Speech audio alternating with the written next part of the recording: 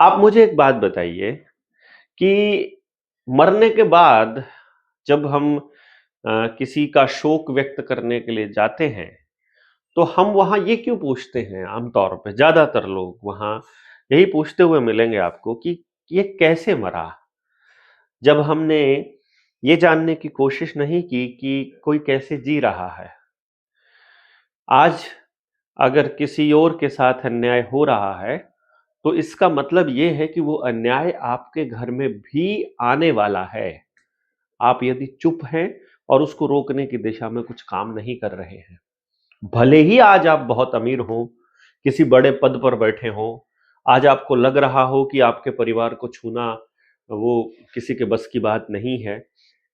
Otherwise आप check कर लीजिए एक बार कि जेलों में जो बंद पड़े हैं, कभी किसी वक्त उनको भी ऐसा ही लगता था, या फिर आज कुछ लोग इस पोजीशन पर होंगे कि उनके पुरखों को लगता होगा कि उनको हाथ लगाना नामुमकिन है और आज वो दर दर की ठोकरें खा रहे हैं, एक एक दाने को मोहताज हैं।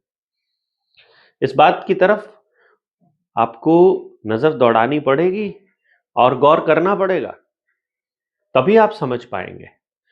अपनी 19 दिसंबर से लेकर और 21 दिसंबर तक सहारनपुर की जो ट्रेनिंग है, जो 54वीं ट्रेनिंग है, वो बहुत ही ज्यादा महत्वपूर्ण होने वाली है।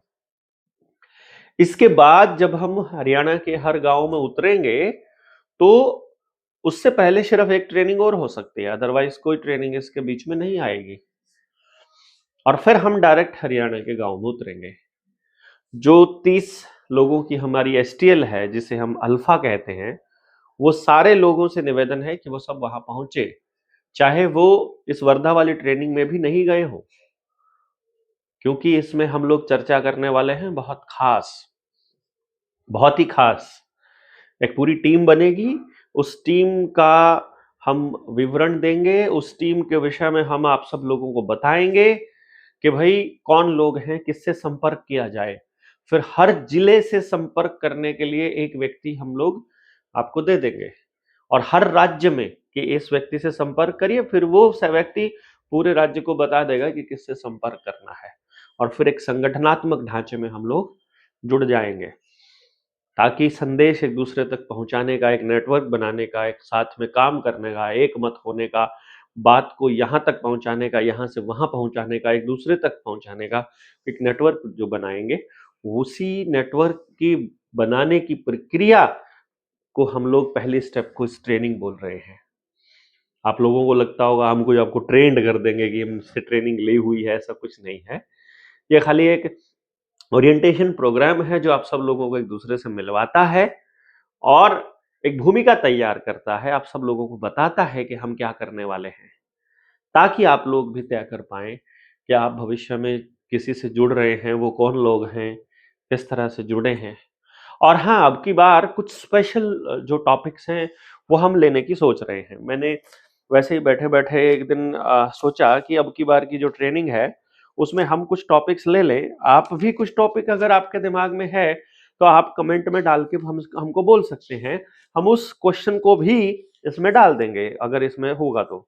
हमारा पहला सवाल ये होने वाला है कि गुलामी क्या है? आप बताइए हमें कमेंट बॉक्स में लिख करके, गुलामी क्या है और आप गुलाम हो कि आजाद हो, और किसके हिसाब से आप चल रहे हो और किन किन चीजों के ऊपर आप निर्भर हो, पहले एक बार बताइएगा।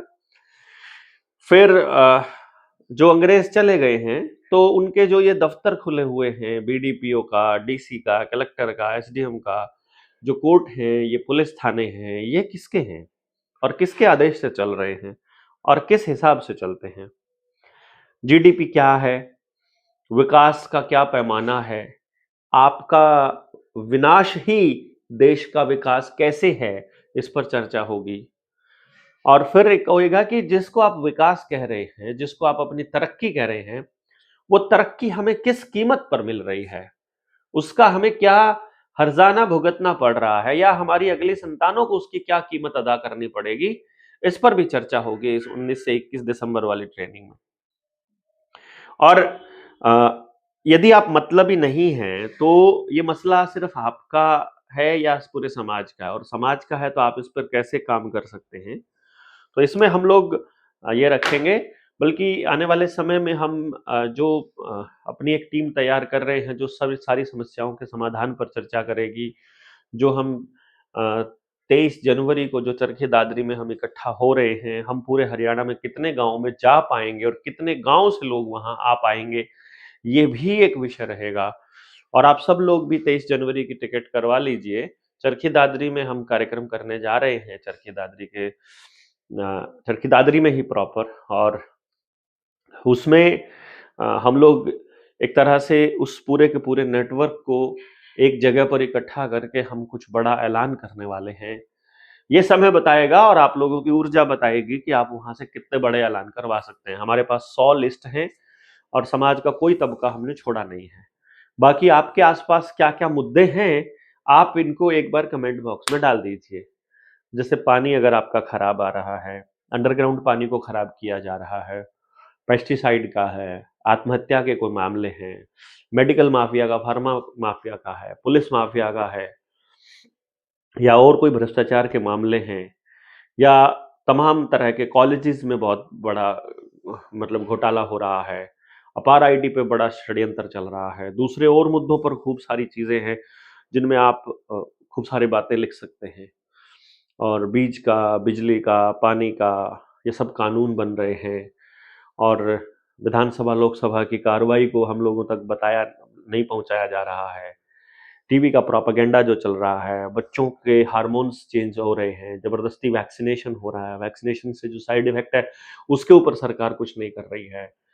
अपार आईडी, आधार, फ्री का राशन, फोर्टिफाइड खाना, खाने में मिलावट, पैक्ड फूड से कैंसर, और ये सब सारी चीजें हैं जो आप लोगों को, वैसे तो बहुत सी चीजें आपको पता होंगी, पर जो नहीं पता है उनका क्या। और जो सहारनपुर वाली ट्रेनिंग है उसमें आने के लिए आप 870 809 3536 पर भी मैसेज कर सकते हैं, व्हाट्सअप करके आप जुड़ सकते हैं।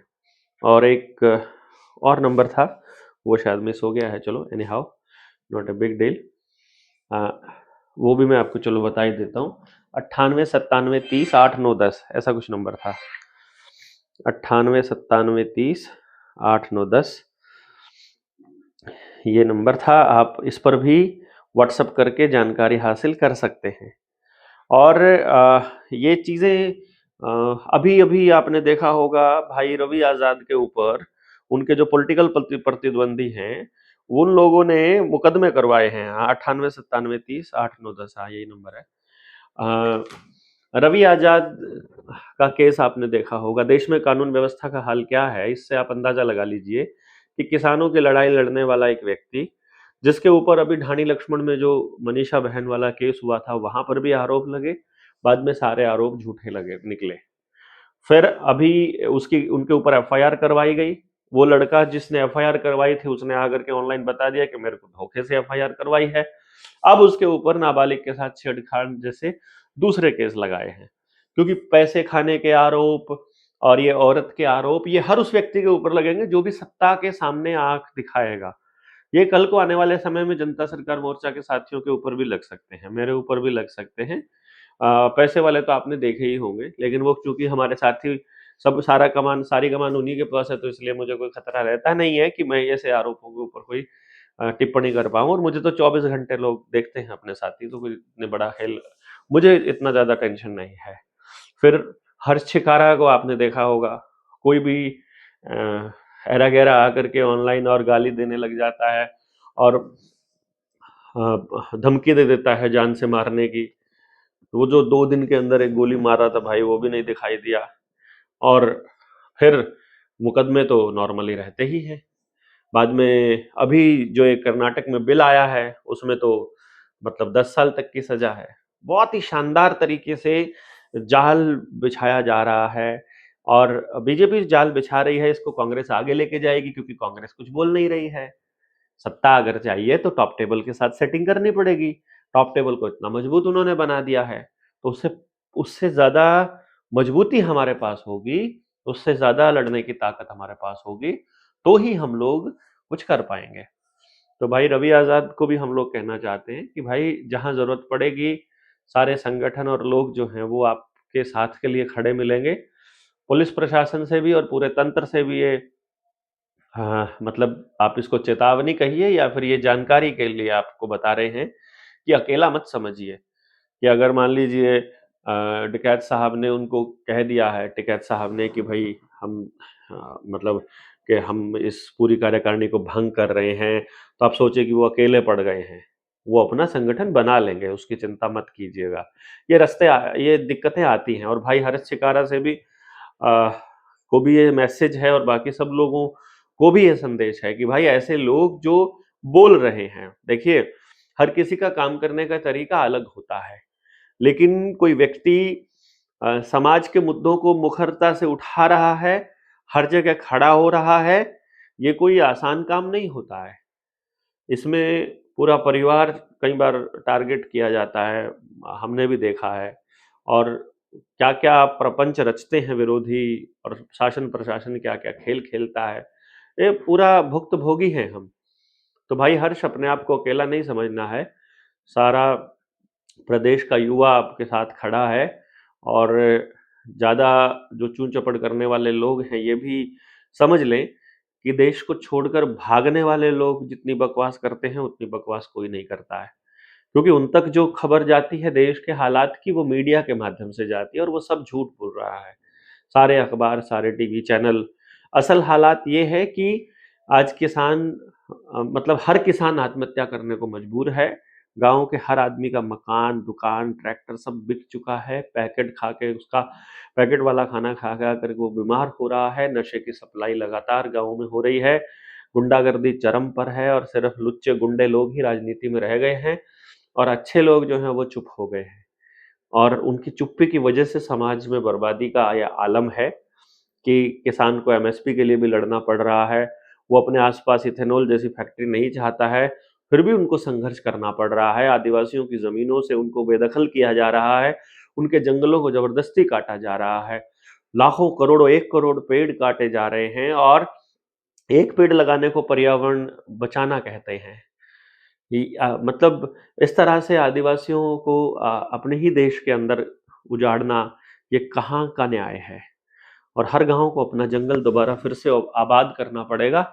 जिस गाँव को बात समझ में आ जाए, वो उसके ऊपर काम चालू कर दीजिए, वरना हम सब लोगों के लिए भविष्य में जीना मुश्किल हो जाएगा। आपके पास राशन, अ, लकड़ी, कपड़ा, ये सब अपना होना चाहिए।